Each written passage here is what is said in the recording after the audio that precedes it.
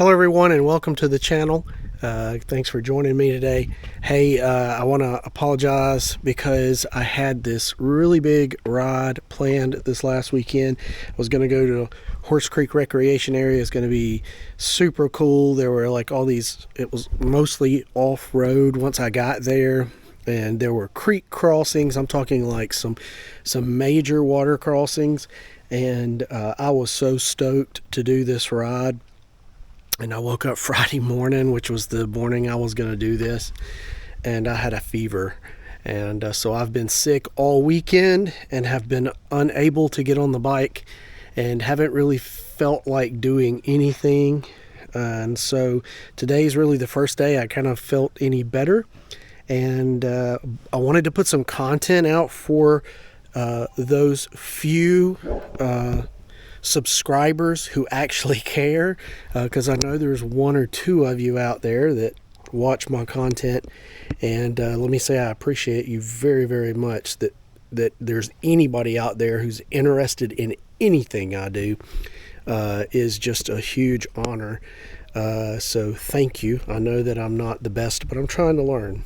But anyway, I wanted to put something out there, and so I thought, you know what, for a long time I've been wanting to do a video where I talk about all of the different modifications I've made to my Kawasaki Versys X300 since I purchased it. So here is the bike as she sits now, and here's the deal. This bike is a 2023 model Kawasaki Versys X300, and this one has ABS. I bought it new, but it was like a closeout model back last fall. And when I bought this bike, it was bone stock. And immediately after I purchased this bike, I started doing things to it. And so what I want to do today is just take you through the things that I've done, because I had two criteria when it came to upgrading this bike. Number one, three criteria. Number one, I wanted it to look good, okay? And I wanted it to be functional. Number two, I wanted to do it on a budget, because I am not rich by any stretch of the imagination. And so my goal was to try to do all of this stuff as cheap as I could. But then the third criteria was I did not want to sacrifice quality for price. And so I spent a lot of time researching the additions and like the parts that I bought to make sure they were going to work. And the vast majority, well, let me say this, everything that I've put on this bike can be purchased on Amazon, and I'm actually going to put the links to all of this stuff in the description of this video today. And then the other thing I'll say is most of this stuff have very high ratings, like 4 stars or above. And those were just some of my criteria. But you're going to be surprised at just how cheap I've been able to do a lot of this, because parts for these bikes are super expensive, especially if you go with like the Kawasaki name brand stuff. And to be perfectly honest with you, some of this stuff looks just as good as the name brand stuff. The only difference is that name brand stuff has Kawasaki written on it somewhere. There's actually a few things that I have on my bike that I think are better than what you could get from the Kawasaki store. So let me just jump right in, and what I'm going to do is I'm actually going to go back in my Amazon history and look at this stuff from the time I bought the bike, so I can tell you kind of in order what I did and how much I paid for the things. And if you have any questions about anything that I talk about, just stick it down in the comments, and I will try to answer those questions for you. And as we go, I'll kind of give you an honest review of everything that I've put on here. And before we get started, this would be a good time to like this video. And if you have not already, subscribe to my channel. I'm really trying to grow this channel. I think right now I have a little over 200 subscribers, which is pretty paltry. But my goal is 1,000 subscribers, and I know that's tiny compared to some folks that are on YouTube, but that's my first goal. And so if you could help me reach that goal, I would be forever in your debt. So please consider subscribing and sharing the content with other people, sharing my channel with other people, and getting them to subscribe as well. Anyway, here we go. So the first thing that I purchased was this phone mount. And this is a really cool phone mount. If you look close, I forget what they call this, but it's got a ball on each end, and this little piece in the middle tightens. And so this thing is just crazy adjustable. You can move it all around. You can twist it on its side. It's also got these rubber shock absorbers on the back. So this thing, there is very little vibration whatsoever. I have been very, very happy with this phone, this phone holder. And originally, when I first got it, I had it mounted right here, and I had it turned on its side so that I could use my phone as a GPS unit. But that got in the way of the key, and it was just wires everywhere. I just didn't like it. And so anyway, I ended up moving it around a little bit, and this is where it has landed for the time being. So this brand, you can see, is a BR Covan. Never heard of that before, but like I said, it's on Amazon. It's got 4.5 stars on Amazon, and I paid like $25.99 for this, or that's what it's going for right now. So super affordable phone mount. And I'm telling you, this phone mount is just super awesome. It could also work for a mountain bike or something like that if you wanted to use it for that. So highly recommend. All right, the next thing that I purchased was, I didn't just want the phone, I needed to be able to charge my phone. So of course, coming stock, this motorcycle does not come with like a USB charging port.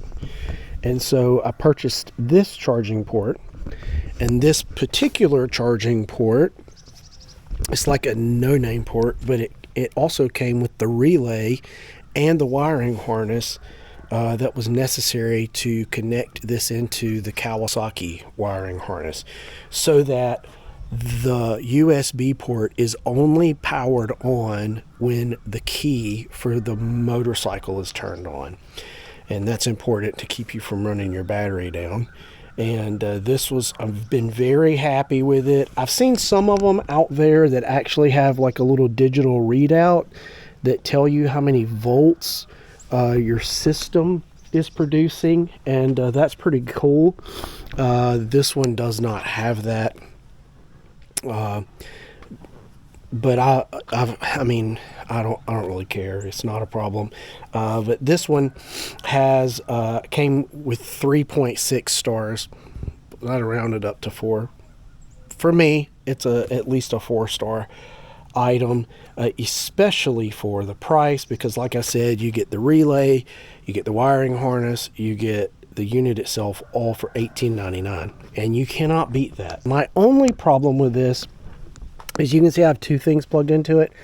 One of those is my phone, and the other one is a camera that I have mounted here that is my rider view. So my only problem with it is that if both of those items are plugged in, then it doesn't really charge either one of them. It just maintains them. But if only one of those items are plugged in, it does produce enough amperage to actually charge one device. So charge one device or maintain 2 devices, and that's about all it can handle. All right, the next thing that I did was, those of you who have this motorcycle, you know that one of the huge problems with this bike is the stock headlight is just absolutely trash. At night, you can see nothing with that stock headlight. So I changed out the bulb for an LED bulb, and it was a Roylux H4 LED bulb, and these come in a set of two. So I actually got two bulbs, and I like them super bright. So I got the 6000K bulbs, and they put out like 16,000 lumens. I'm telling you, these things are like crazy bright. But it's $36.99 for the pair. And so I've got one in here now, and then I've got one stuck back on the shelf in the house there for later down the road when I need to replace that one when it wears out.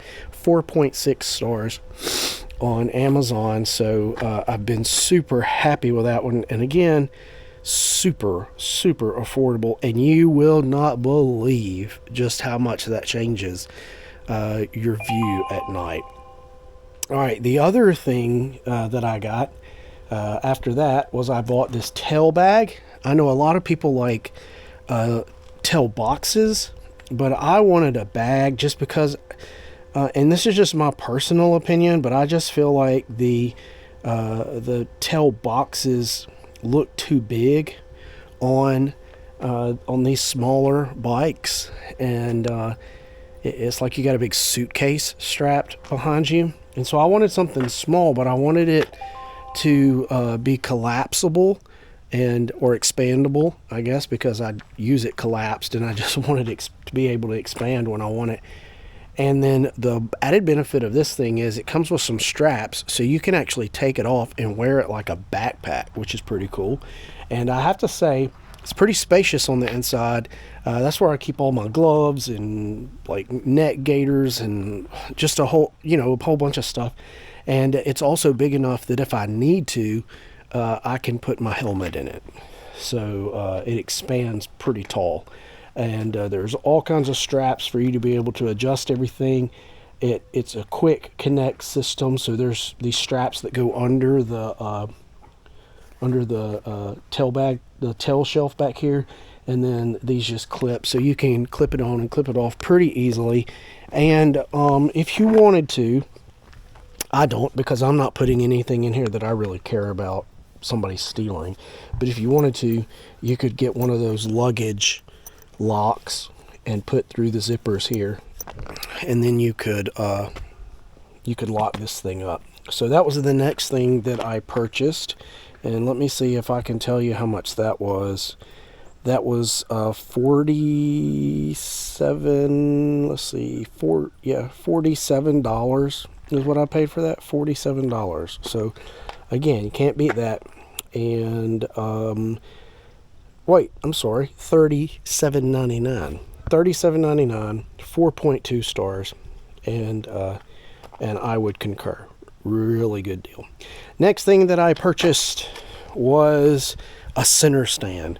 If you try to work on these bikes, even to do like chain maintenance, like getting this back tire up off the ground to do anything like that is, with the stand that comes on it, the kickstand that comes on it, is crazy. And there's no good place to put a bike stand under this motorcycle, because the exhaust is routed under the engine. So if you try to put it on a stand, you're going to crush your exhaust. So you need something to be able to get this back tire up off the ground. And so the next thing that I bought was a center stand. Honestly, I don't know why this bike doesn't come stock with a center stand. To me, it's kind of dumb that a bike like this wouldn't come with a center stand, but it doesn't. And so the next thing that I purchased was this center stand right here. And you can see it's really dirty. And that's what I have it sitting on right now. You can see how the back tire is up off the ground. So it gives me, gets it up off the ground enough to lube and clean my chain, and also to change the oil, because it's important that you have the bike level when you change the oil, and when it's leaning on its kickstand, it doesn't work. So yeah, I bought that center stand. It was super easy to install. until I got to the spring, and I just didn't have the right tools to put the spring on. And so, man, I monkeyed with that for a long time before I finally got the spring latched in the way that it needed to be latched in. And it's a super stiff spring. But yeah, so this is 4.4 stars on Amazon, $84.98.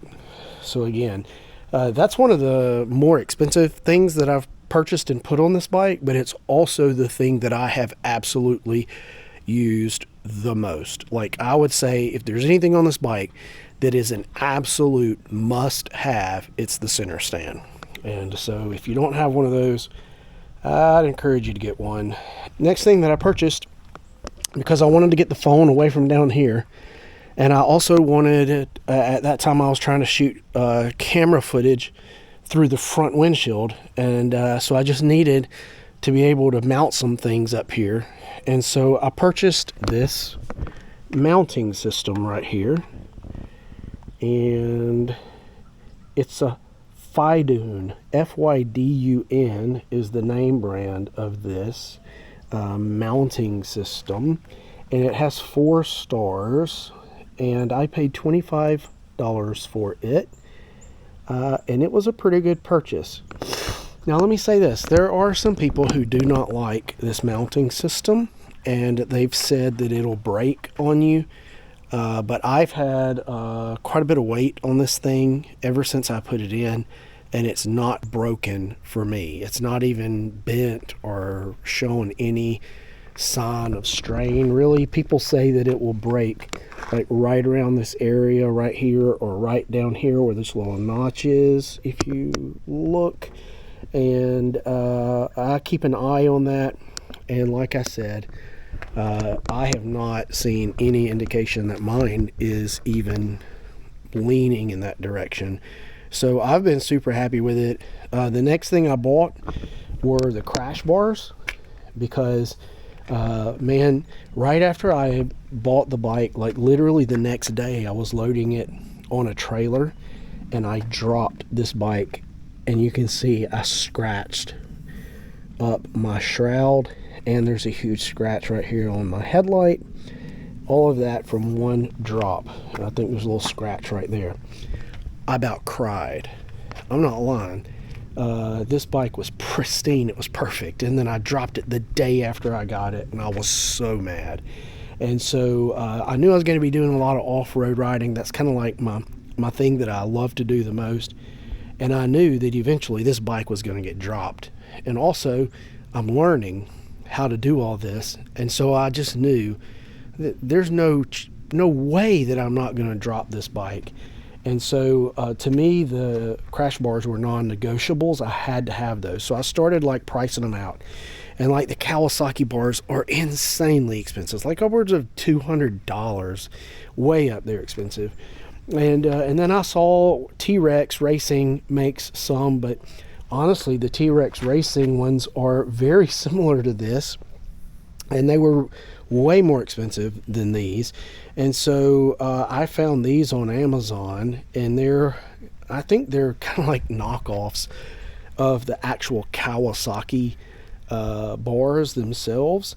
They're made by Tasgant AX is the brand name on them, and I paid $99.99, so $100 for these.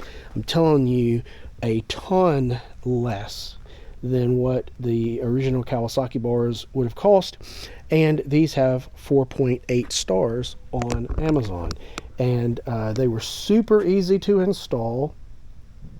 Like literally, the worst part of it was this little bracket right here, which, you know, that took some doing, because you had to get under the headlight, which means anytime you want to move the headlight or work around the headlight, all the shrouds have to come off the front. And so any of you who work on these knows that that's a headache. But once I got that installed, the rest of them, I had the rest of the bars on in 10 minutes. And I have dropped this bike so many times since then. Now, I haven't dropped it on the pavement, and I hope I never do. But I don't even care, like in the grass or on the dirt. There have been times I've just jumped off of it. and it just drops. And it's all cool because these bars have done a great job of protecting it.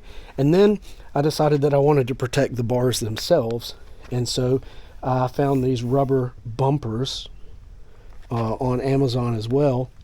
And these are very similar to the bumpers that were on the T-Rex bars. And so I purchased these off of Amazon. They come in a pack of 2, and their brand is Sopineko, Sopineko, 5 stars. And I paid $16.99 for 2 of them. The only problem with them was this was solid right through here, and you see on this bar there's this cross piece that comes right where I wanted to be able to put them. And so I actually just put these on my bandsaw, and I cut out that notch, and then took my side grinder and just smoothed everything out so that I could put them on here in the place that I wanted to be. Technically, they're not made to fit these bars or to fit this Kawasaki, but I made them fit, I guess you could say. And for, what did I say, $16.99 I think, or whatever I paid for them, less than $20. I figured, hey, if I mess them up, no big deal, I'll just go get some more, because that's super cheap. The next thing that I got was a skid plate for the bottom. Like I said, the exhaust for this bike runs across under the engine, and I wasn't really worried about the front here because I'm not doing like crazy stuff on this bike, like trying to go over huge rocks or anything like that. But since I'm riding on trails every now and then, or even on fire roads, there is the possibility of a downed tree or something like that. And as a matter of fact, even before I got a skid plate, I had to run over a downed tree on this bike, and it actually bumped the exhaust on the bottom, and it scared me to death. And so I knew I had to get something to protect that exhaust. But again, I went to looking, and the Kawasaki skid plate, crazy expensive. The T-Rex skid plate was like super expensive, and it came all the way up here. I really didn't like that. I just wanted something to cover up that exhaust on the bottom to stop any rocks that get thrown up, or like I said, if I had to run over like a tree or something like that. And so I found this. It's called a Chiffon skid plate, and I mean, it's nothing special.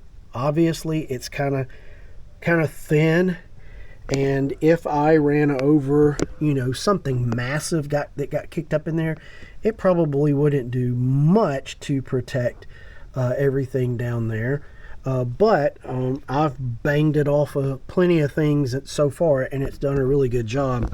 And I only paid $78 for it, and it is rated 3.9 stars, so close enough to 4 for me. And it's done the job that I wanted it to do, and it was really easy to install. One of the easier things to install that I've put on the bike so far. All right, the next thing I bought was this clamp right here for my Osmo Action Cam.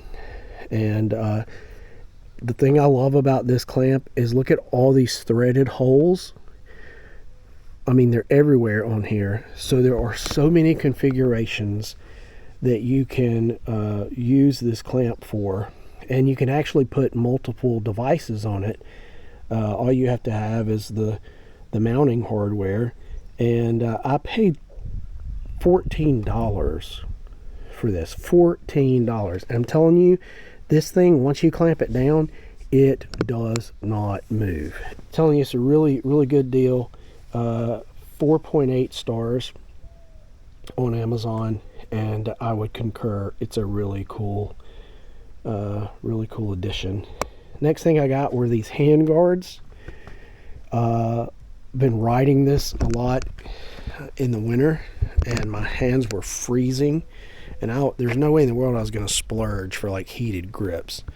And I wear gloves, so I just needed something to block the wind.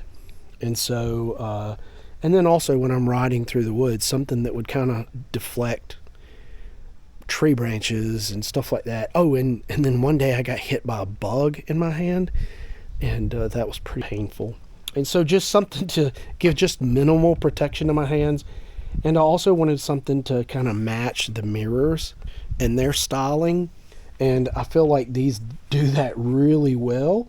They really look like they were made for the bike, which I mean they were made for the bike, but they almost look like they were made by Kawasaki for the bike. And these handguards have a 5-star rating, and for the two of them, I paid $32. So I mean, golly, you can't beat that.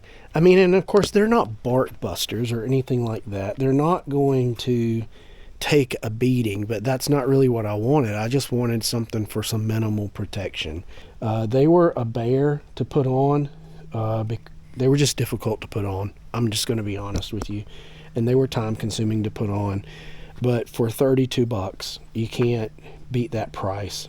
And like I said, 5 stars. So they're good. The next thing I purchased was this TPMS sensor.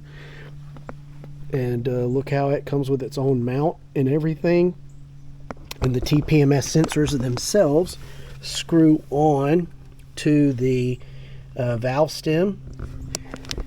And they have batteries in them, and they communicate. And it's called Gool RC, GOOLRC. And these things, they have has a 3.9 rating. I can tell you why. They're good for what they do. But if you're thinking you're going to crank it up, like you're going to start up the little unit, and it's going to give you like an immediate reading on your tires, you're wrong. Because what I have discovered is that it updates every so often, but it's not like live. You're paying $31 for a TPMS system. You got to expect that it's not going to operate like a $100 system. And so to me, it does what it needs to do to make me happy. So anyway, yeah. And I've been pretty happy with it. Not only does it tell you your current PSI in each tire, it also tells you the temperature of the tire, and it has a little clock on it as well. And I do have to say, this is a wireless unit, and it has a charging cable that you can plug in when it needs to be charged. The battery is internal, but since I've had this unit about 4 or 5 months, I've only had to recharge it one time. The battery life on that little unit is insane. So I've been really happy with it. Okay, what else we got here? The next thing that I did was the fog lights on the front. As good as the LED light was, I still felt like I wasn't getting a lot of diffused light out to the sides. And for riding through trails at night, I wanted to like literally light everything up around me like it was daytime. And so I bought these. I looked into getting the original Kawasaki fog lights. I don't like the way they look, for one, and number two, from what I saw, it didn't look like they put out just a ton of light. It looked like they were more like driving lights than they were anything else, and I wanted something that would like really throw some light out there. So I found these. They were on sale, and they came with the wiring harness, another relay.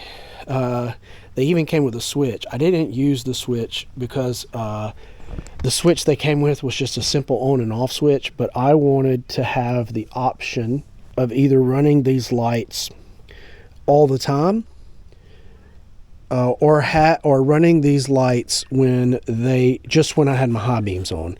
And so I bought a 3-position switch. The middle position is off. If I press it down, these lights come on and stay on all the time when the bike is running. If I push them up, the lights only come on when my bright lights are on. And there was some wiring involved to make that happen. And if any of you are interested in how I made that happen, just drop a question down in the comments and I'll explain it. But these lights are, you're going to be blown away by how cheap these things were. 4.6 stars, and they're 60 watt 4-inch spots, or pods, I think some people call them, and I paid $26. And like I said, it came with 2 lights, it came with the wiring harness, it came with a switch, it came with a relay, and I could, like, of all the things that I've bought, that's one of the things that I've been most happy with, because when you cut those lights on at night, it is like a huge spotlight just got cut on, and it lights up the world around you, and people can see you coming for sure. And the thing that I like about it is, the thing I'm always worried about, like riding at night in my area here in East Tennessee, is like deer or dogs or bears, you know, kind of running out in the road in front of you.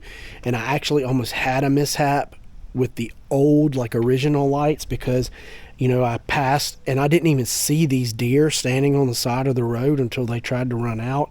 But now with these things, like, you don't miss anything. You can see it, and you can see it pretty far away. So I've been really happy with those. Super affordable. $26 for fog lights. Come on. Now, I manufactured my own mounting brackets, and you can see, you know, they move a little bit. That's because these mounting brackets are kind of made of thin metal, but I don't have a problem with that, because I kind of wanted them to be almost like breakaway, so that rather than breaking the lights, the bracket would bend if I were to have like a major accident. And that's kind of what I've got out of it. Let's see what else I got here. All right, and this may be, I got 2 more things to show you. This right here is an Apple CarPlay head unit. Okay, I have Apple CarPlay in all my vehicles, and I use Onyx Maps, Onyx Off-Road, for like all of my riding off-road, and then I use Waze GPS for all of my on-road riding.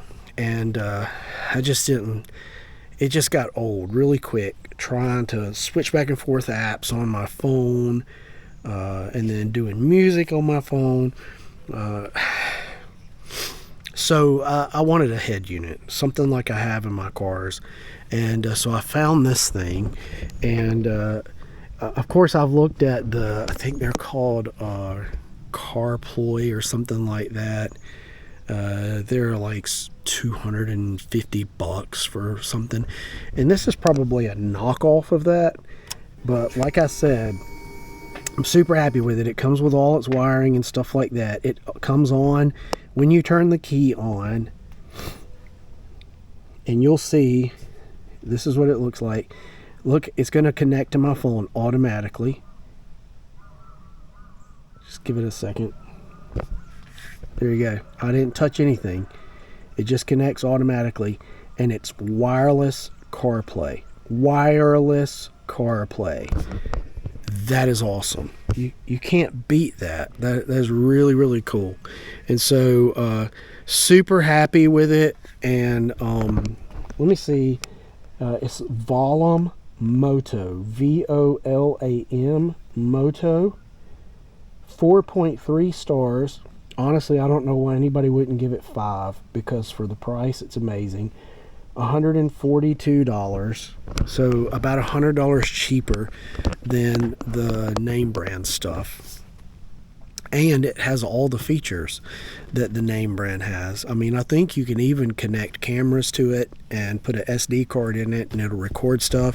It has a remote right here so that you can cycle between things. Like, watch, I'm going to press this button and it cycles back to that. You can use the remote to answer phone calls. You can use the remote to activate Siri. So I'm really, really happy with it. And for $142, you cannot beat that little piece of equipment. And so now I have my maps up there. and then on my phone I can have just my music, or I'll have like the step-by-step turn directions on my phone. So it's just made my writing so much better to be able to have that. And like I said, 4.3 stars and a great price. So let's see, two more things. All right. I got these Rhino Walk bags, side bags. This was great, but once I filled it up with all the tools and stuff that I carry with me pretty much all the time, it didn't have enough space for me. Like if I need to go buy a couple things of groceries or something like that, I didn't have anywhere to put it. So I wanted something where I could put my tools, my riding pants and stuff like that. Because I don't wear my riding pants all the time. I only wear them like when it's raining or super cold, or if I'm going to be doing a lot of off-road stuff like that, I'll put them on. But I want to keep them with me just because you never know. So I bought these. These are 9-liter bags. Again, I went with smaller bags because it's a small bike, and I did not want these huge bags hanging off the side of a small bike. To me, that's crazy. And so these are smaller bags. They're 9 liters. Between the two of them, it's 18 liters. And I have all of my tools in this one, including like a portable tire inflator, battery-powered tire inflator, and it's also got a power bank built into it, and like all of my tools, and a bunch of straps for strapping stuff down if I need to, and just everything you can think of that you could need, if you had a breakdown, a tire repair kit, all that kind of stuff. And then on this side, this is where I carry my riding pants, and my riding jacket has like a inner shell for like when it's really cold that you can put in it, and all of that will roll up and fit down in here. And so man, plenty of space for what I need. And these bags, like I said, they're called Rhino Walk, 5 stars, $130. $130 for the two of them. And so yeah, and again, super happy with them. 5 stars for them, and I would concur. I really like them. And I will warn you, they come with lots of straps. And it's kind of frustrating to try to get them on the bike. But once you kind of figure out your system for how it's going to work, then they're cool. And so you can see I've got mine strapped here, so I mean they don't move very much at all. And you can see how I've done it. And these are dry bags. I've been riding in rain and with these, and nothing inside has gotten wet. So yeah, I'm super happy with this purchase and the way all of this has worked. And I feel like I have a really good system here between these 3 bags. At some point in the future, I may purchase another one to sit right here, because I want to start doing some moto camping, I guess you could call it. And so I'm going to need to be able to carry some clothes and stuff like that. So I'll probably get another one that'll lock in right here. And that's what I like about these bags, is they've got some things that you can kind of lock to. See this bag? So as I purchase stuff, I can lock it all together so that it's not going to go anywhere while I'm riding. So I'll tell you what I'm going to do. I'm going to put all the links for this stuff in the description. But let's just add up everything that I have put on the bike so far. And here's the total right here.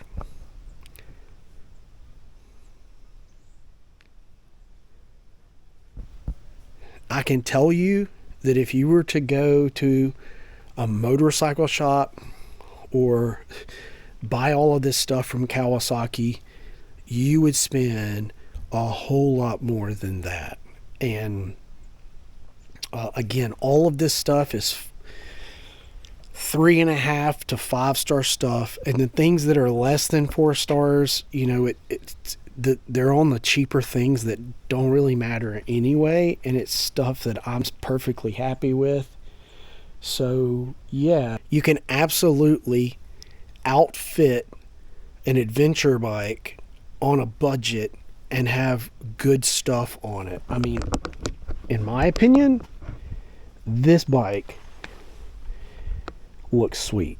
I love it, and I'm super happy with it. It performs so well, does everything that I ask it to do, and I don't have, a ton of money tied up in it. Like I said, if you have any questions about anything that I have done, just put those questions down in the comments. If you have purchased anything that you think would be a good addition to my bike, leave those suggestions down in the comments as well. I'm always looking for, more ideas and things that'll make my bike better. Hey, thanks for checking out this episode. I know it's not my normal stuff, but I hope that you found it entertaining or informational. And I thank you for tuning in. And just remind you to like and subscribe, and check back next week. I'm really hoping to be able to make that ride to Horse Creek this weekend. And if I can do that, that's going to be an episode that you want to see. So until next time, I hope you have a good week, and go out and find yourself an adventure. See ya.